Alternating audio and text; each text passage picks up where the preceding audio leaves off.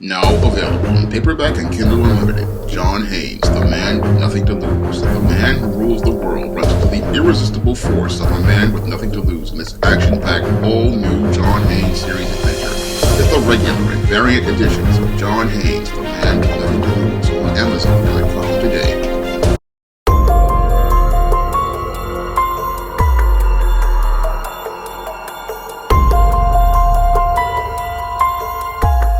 A man allegedly shot and murdered his twin sister in Teaneck, New Jersey.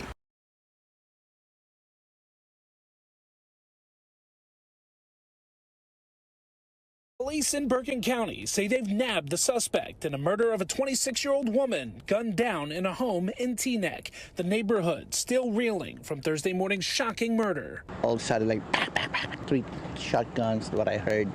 I said, what's going on in there? Police have arrested Jonathan Hagley of New York, charging him with the murder of his twin sister, Naomi Hagley. Police say the call came just before 8:30 to a home in the 300 block of Hickory Street, where Naomi Hagley was found with multiple gunshot wounds. She was taken to the hospital, where police say she died. Throughout the day, detectives from Teaneck Police, the Bergen County Prosecutor's Office, and other agencies were seen leaving and entering the home. Oh, this area is not that bad. It's like really quiet. And all of a sudden I heard, like, a gunshot going on. So I don't know what's going on. A lot of police cars. In 10 seconds I see it's 15 police cars.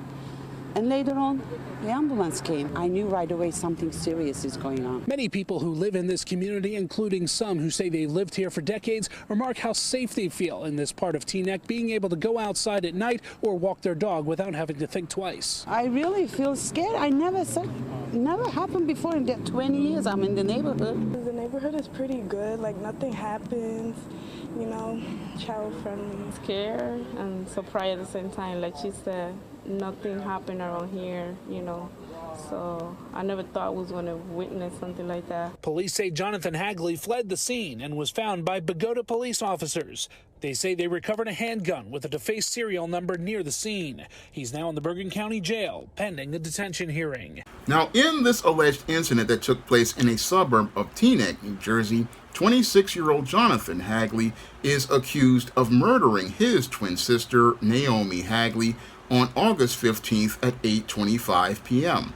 And that is where police were contacted, and they found Naomi Hagley shot with 3 gunshot wounds. And as the police looked to try to save the life of Naomi Hagley by taking her to the hospital, Jonathan Hagley had basically fled the scene. And as he was fleeing the scene, Naomi Hagley wound up dying in a hospital as related to the gunshot wound she received allegedly from Jonathan Hagley. Now, as police were doing a canvass of the Teaneck suburb that Jonathan Hagley and Naomi Hagley lived in, basically the police wound up eventually capturing Jonathan Hagley. And as they captured Jonathan Hagley, they basically wound up charging him with murder and possession of a firearm that was having the serial numbers filed off and obstructing justice. And after they took him into custody, people were wondering how he wound up out of custody after participating in an alleged shooting up in Harlem 8 months earlier. Now, the Teaneck police see the behavior of Jonathan Hagley as an isolated incident, but when I take a critical examination of Jonathan Hagley's alleged behavior, it definitely fits the pattern and profile for beta males that I talk about in my book, The Man Crisis. And it's clear to me that Jonathan Hagley is one of these beta males who possibly was coddled and spoiled by his parents, who basically looked to be in denial about his extensive criminal record. And because they were in denial about his extensive criminal record, they basically enabled his dysfunctional behavior, because Jonathan Hagley allegedly was already out on bail as related to a previous shooting that he had participated in 8 months earlier. And as he was out on bail for that shooting, where he was charged with second-degree attempted murder and other offenses in Manhattan, a New York judge had held him on $100,000 cash bail or $300,000 bond. But Jonathan Hagley possibly went to his parents and got the money to get bailed out. And after he got this money to be bailed out, he basically showed how little respect he possibly had for family by taking the life of his own twin sister. And possibly wound up taking the life of his own twin sister, possibly because he was motivated due to the dysfunctional way he was raised. Because when it comes to beta males, when they are raised, many of them don't get the proper male life skills or male survival skills to know how to function in the world. And because they don't get these male life skills or male survival skills, such as critical thinking, the ability to use logic and reason, and the ability to problem solve and navigate through their emotions, these males wind up acting impulsively, never thinking about the consequences of their actions. And because they don't think about the consequences of their actions, they go out here and act impulsively and do harm to people, even the members of their own family.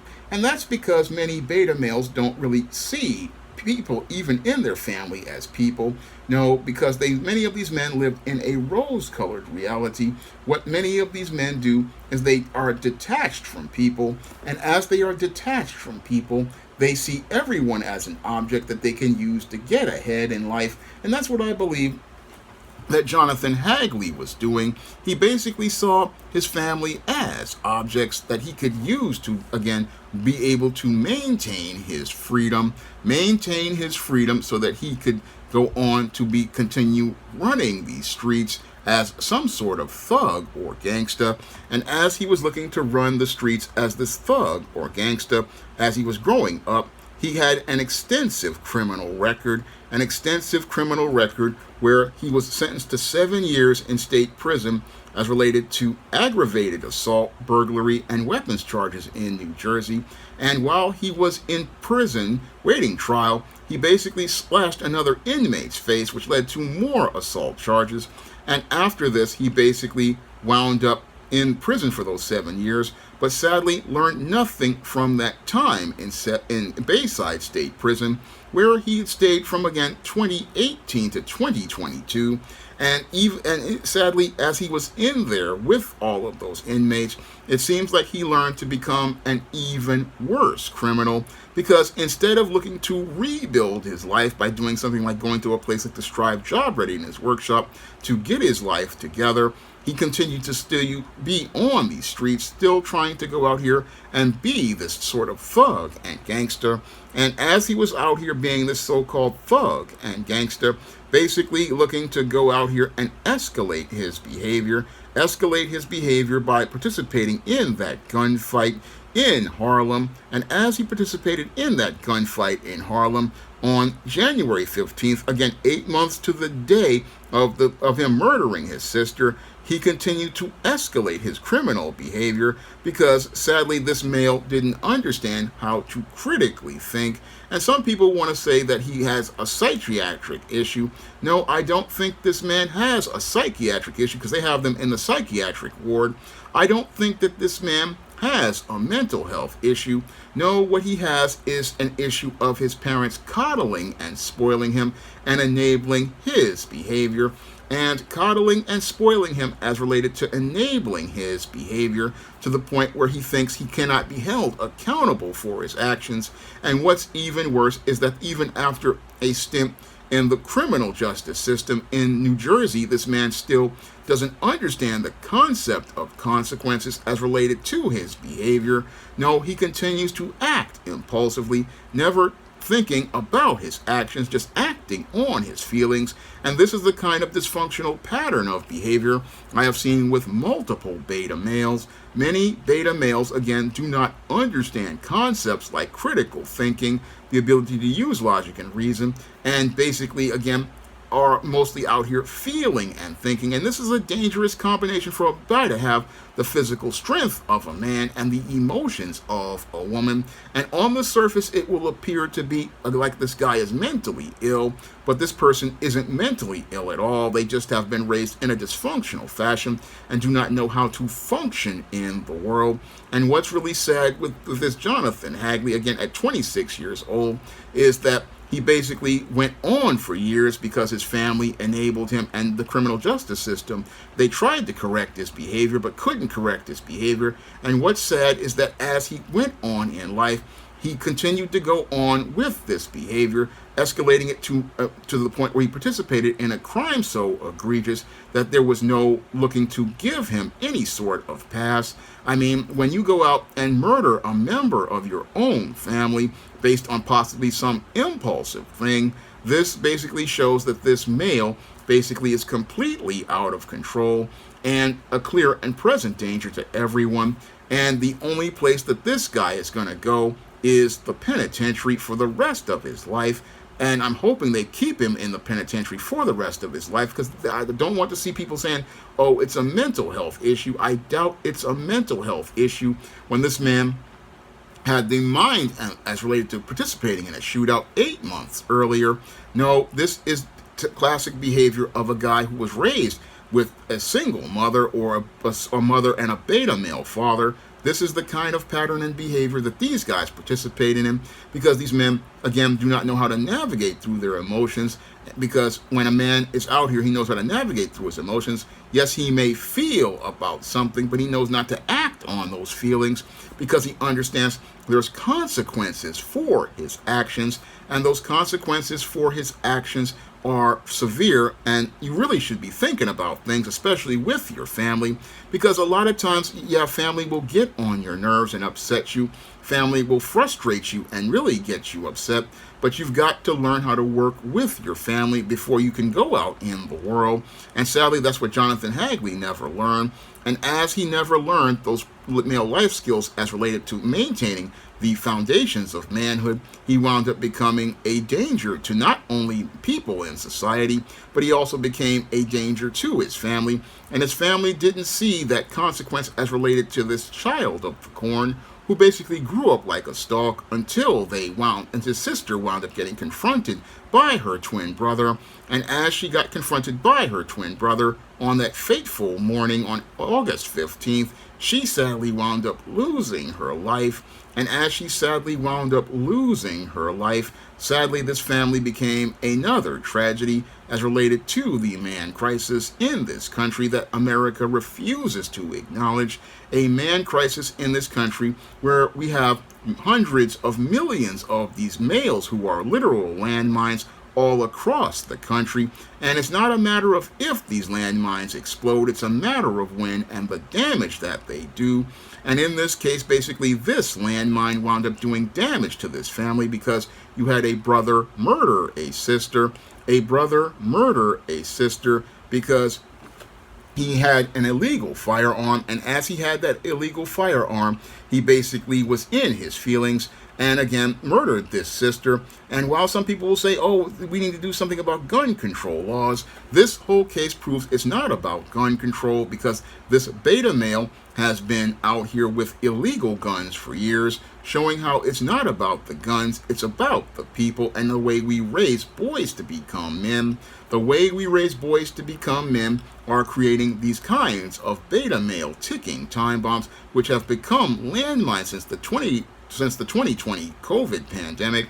And these ticking time bombs are all across the country. And the scary part is, again, America refuses to acknowledge the danger of these landmines all across the country and the damage that they do to people. I mean, this guy basically shot an innocent bystander in Harlem and shot other people, and again slashed an inmate. He has a clear pattern of violence and a clear pattern of poor impulse control, no critical thinking whatsoever, and no understanding possibly of consequences.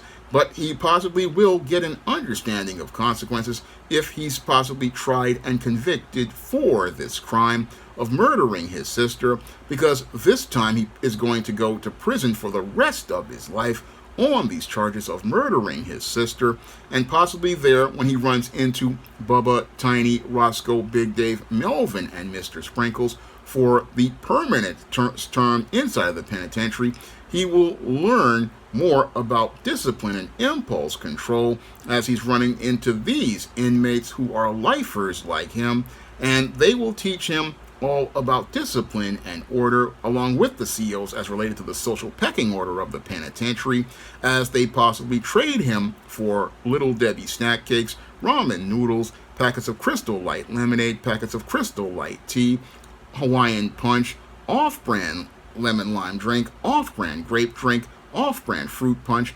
off-brand Kool-Aid, off-brand apple juice, off-brand vanilla wafers, off-brand sugar wafers, off-brand Oreo cookies, off-brand duplex cookies, off-brand ginger snaps, Hunt's snack pack puddings, hot and sour pickles, beef summer sausage, jalapeno peppers, packets of sriracha sauce, packets of soy sauce, all sorts of packets of chicken, packets of tuna, Fritos chips. As they're trading this dude for all of the commissary, he's going to learn more about discipline and structure, because they're not going to coddle and enable him like his parents.